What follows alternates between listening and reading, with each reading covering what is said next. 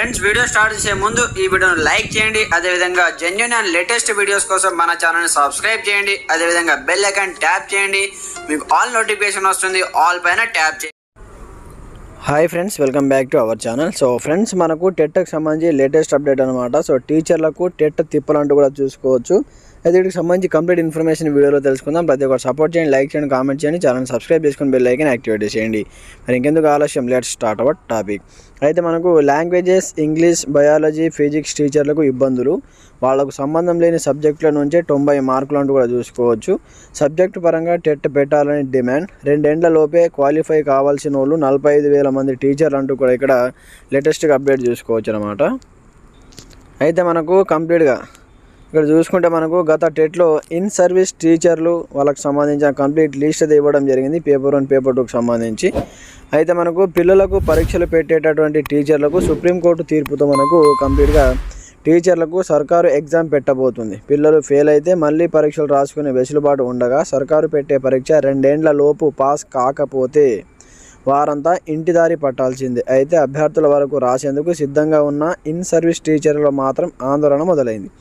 దీనికి ప్రధాన కారణం ఎగ్జామ్ సిలబస్లో వారికి సంబంధం లేని సబ్జెక్టులు ఉండడమే.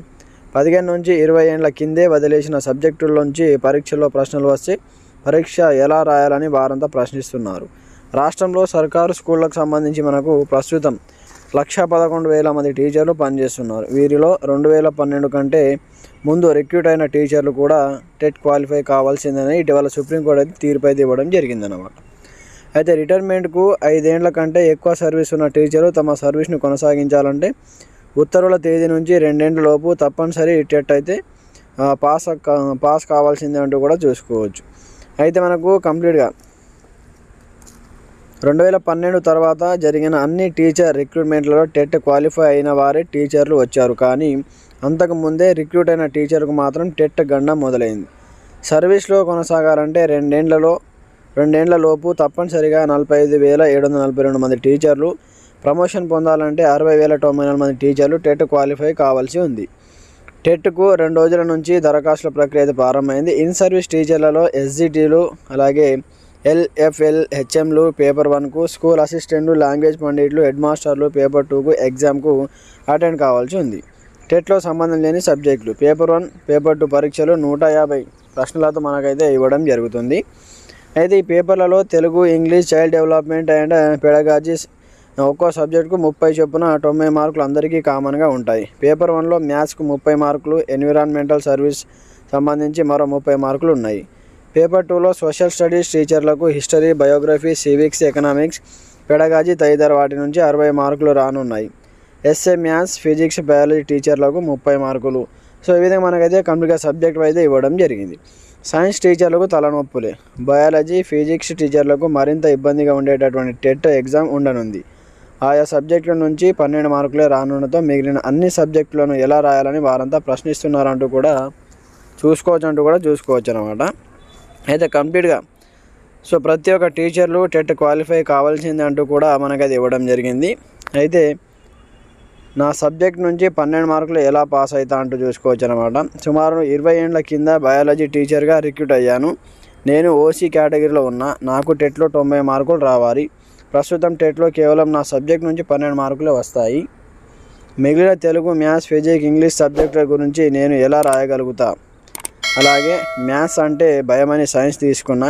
ఇప్పుడు అదే మ్యాథ్స్ నుంచి 30 మార్కులు వస్తే ఎలా పాస్ అవుతా? దయచేసి ప్రభుత్వం ఆలోచించి ఇన్ సర్వీస్ టీచర్లకు సబ్జెక్టుల వారిగా టెట్ పెట్టాలంటూ కూడా మనకైతే ఇక్కడ అప్డేట్ ఇవ్వడం జరిగిందనమాట. ఒక టీచర్ యొక్క ఆవేదన. అలాగే మనకు మరొక టీచర్ ఆవేదన చూసుకుంటే టీచర్లకు వారి సబ్జెక్టులో టెట్ పెట్టాలి. విద్యా హక్కు చట్టం నిబంధనల్లో టెట్ అంశాన్ని 2010లో పొందుపరిచారు.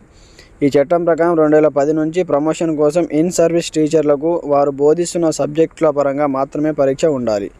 2010 కన్నా ముందున్న వారికి అంటే 1995 నుంచి చట్టం అమల్లోకి రాకంటే ముందున్న వారికి టెట్ నుంచి మినహాయింపు ఇవ్వాలి. ప్రమోషన్ కోసం వారి సంబంధిత సబ్జెక్టులో మాత్రమే టెట్ ఉండాలని కోరుతున్నాం. ఓ ఎస్జిటి రంగారెడ్డి జిల్లా ఓ సైన్స్ టీచర్. ఈ విధంగా వాళ్ళైతే కంప్లీట్గా ప్రభుత్వాన్ని కోరుతున్నారు. మరి చూడాలి ప్రభుత్వం ఎలాంటి నిర్ణయం తీసుకుంటుంది, మరి ఎగ్జామ్ కంపల్సరీ పెడుతుందా లేదా అనే దాని గురించి. ఇక్కడైతే కంప్లీట్గా అప్లికేషన్ ప్రక్రియ స్టార్ట్ అయింది. ఈ నెల 29వ తేదీ వరకు అప్లికేషన్ పెట్టుకోవచ్చు అనమాట. ఏదైనా తప్పులు ఉంటే ఎడిట్ ఆప్షన్ కూడా ఇస్తున్నారు. 24 నుంచి ఎడిట్ ఆప్షన్ అయితే కంప్లీట్గా మనకైతే రిలీజ్ చేస్తారు. అప్పుడు ఏదైనా తప్పులు ఉంటే మీరు సరి చేసుకోవచ్చు అనమాట. సో దీనిపైన మీకు ఎలాంటి సందేహాలు ఉన్నా కామెంట్ సెక్షన్ తెలియని ప్రతి ఒక్కరు మన ఛానల్ని సబ్స్క్రైబ్ చేసుకుని బెల్ ఐకాన్ యాక్టివేట్ చేసేయండి. ఇంకా ఎవరైనా టెట్కి సంబంధించి అప్లికేషన్ పెట్టుకోకపోతే వెంటనే అప్లికేషన్ అయితే చేసేయండి. సో లాస్ట్లో పెట్టుకుందామంటే అప్పుడు మనకు సర్వీస్ రాదు, సో సరిగా నెట్ ఉండదు. సో ఆ విధంగా మనకు సైట్ బిజీ ఉండడం వల్ల సో మీరు ఈ విధంగా లాస్ అయిపోతారు. కాబట్టి ఎవరైనా అప్లికేషన్ పెట్టుకునే వాళ్ళు ఉంటే అప్లికేషన్ పెట్టుకోండి. ఏదైనా సందేహాలు ఉంటే కామెంట్ చేయండి. Thanks for watching this video. జై హింద్.